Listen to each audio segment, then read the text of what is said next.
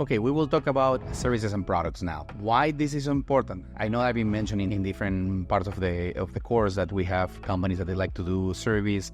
For myself, I start as a product company and then I switch into a service. Either way is fine. So what we'll explain today is kind of like the differences between services and products and also business to business and business to client, because I think it's very important that you understand that when you're building your company. Now, there is not a good or bad answer in this topic. It's just a matter of what your preferences. Again, disclaimer, this is myself telling my preference, not saying that one is better than the other one. So I prefer services than products because in different ways, I already experienced both. In one, when you're going to the product route, you need to build a product before you sell, which means that you need to spend money before you start getting revenue. And in order to do that, sometimes you need to raise money or bootstrap really tight, or you build the product and you start getting customers. In my case, again, in my opinion, it's a little bit steep the hill. Why? Because you don't have revenue and you may fail, which is fine. So services, on the other hand, it's a little bit different because you want to hire the people until you get the client. So in a way, you need to sell before you build whatever is needed. I prefer that because that way I can secure revenue. I started myself as a consultant for the coder, and then I start hiring 1, 2, 3, and then you build up the whole company. You can see I put the two perspectives of both. Now I will go the opposite. Product-wise, when you have a product, if you start getting revenue, the team won't scale as much just because you have a product, meaning that if you have 50 people, probably you will go to 100 at the beginning and that's it. There is not a linear growth between revenue and people that you need in a product company. On the other hand, in a service company, the more revenue, the more people you need. Why? Because even you automate many things, you're talking about people. So your business is people. The more clients, the more people you need, the more headaches you might get. So each one has their own pros and cons.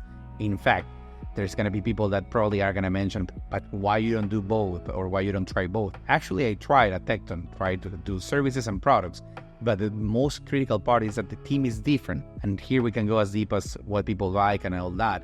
But in general, you need a different process to build a product than build a service. Why? Because a product is one or two very narrow niches. In a service company, you might be talking or working with airlines, oil and gas, insurance, finance, and you will touch everything in a way. So we have different type of people, different type of processes between one and the other. It's really hard that you mix both unless you're a huge organization. But for example, in my case, where we're like 100 people, it was really hard to divide between product and services, just because even when you have people on the bench on services, if you try to put them on products, that won't work. You won't have the quality that you want. So that's why we stopped and we focus only via service companies at that moment. On the other hand, if you have a product company, you have people that they are really in love of the product, meaning that they want to do that for 5-10 years because that's what they like. So even the people profile is different because on the consultancy company, you have people that they like to learn different avenues. They would like to experiment different type of products, not the same every day. If you put that people in a product, they might get bored and vice versa.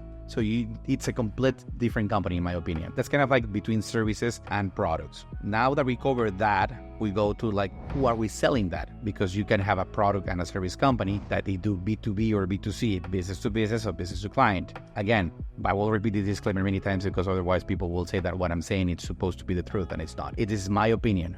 B2B, it's better for me just because I'm very lazy. I like to have fewer clients, more money per client, and that's it. There's people that they love the journey of acquiring customers on the B2C. Either way, it's fine. Either one, they have their pros and cons. I will explain them now. If you're doing B2B, you might say, hey, Kenneth is lazy and he has 110 customers or 100 customers and that's it. Yes, in a way, but if you're talking about going into business to business, getting a company to sign your service or your product might take you from, if you're lucky, 6 months to a year or more. That's the challenge on B2B. But of course, once that you sign with a company, most likely you will just stay there and you can just grow and do many things to scale inside of the company. And then you have a case study and then you can go to the next one and the next one and the next one. That's the journey. Of course, the time to close, it's really long. So you need to be prepared for that. On the other hand, you have B2C, which people might think it's easy because I will reach everybody through social media and I can just close the deal really fast because of course it's going to be a $20, $10 a month transaction, like Spotify, Netflix, among others. Yes,